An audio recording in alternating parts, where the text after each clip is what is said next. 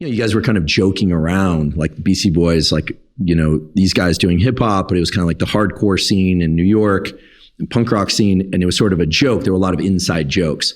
When you were working together, was there the thought that people might love it, might hate it, or you just weren't paying attention at all? Weren't paying attention at all.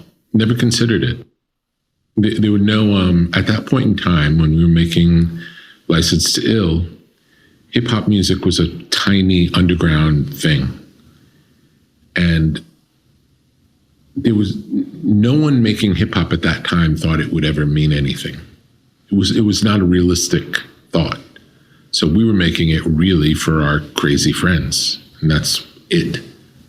So do you think nowadays the fact that one can create something and quote unquote release it quickly, I can put something out onto Twitter or Instagram now, I can do it in 10 seconds from now, and I will get immediate feedback that which is external feedback, of course, but then I can iterate on the basis of that feedback. Do you think that's problematic for the larger opportunity for creativity? In other words, if we were to go back 20 years or even 15 years, when the opportunity to create was certainly still there, but you really didn't know how it was going to land until you quote unquote released it. Mm-hmm.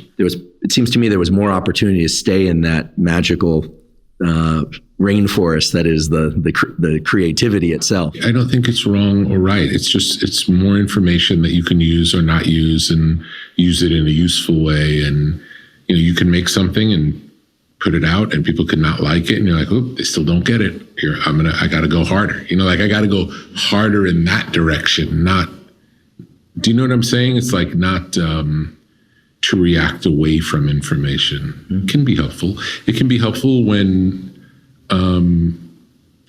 there could be different stories that happen at the same time, where you're making something and you have an idea of what it is, and then other people engage with it and they have a different idea of what it is, and they like it for a different reason than you did, or dislike it for a reason different than the reason you like it. We can't control any of those things, The only part of it that we can control is how we relate to the thing that we make. And any external information that undermines the clarity of that connection is probably bad for the art, is my guess. Mm-hmm.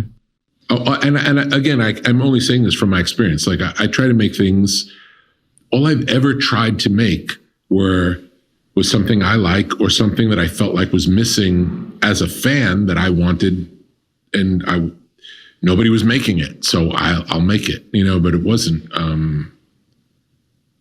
it was always in the service of, I love this thing, I want something like this, no one else is making one, I have to make one.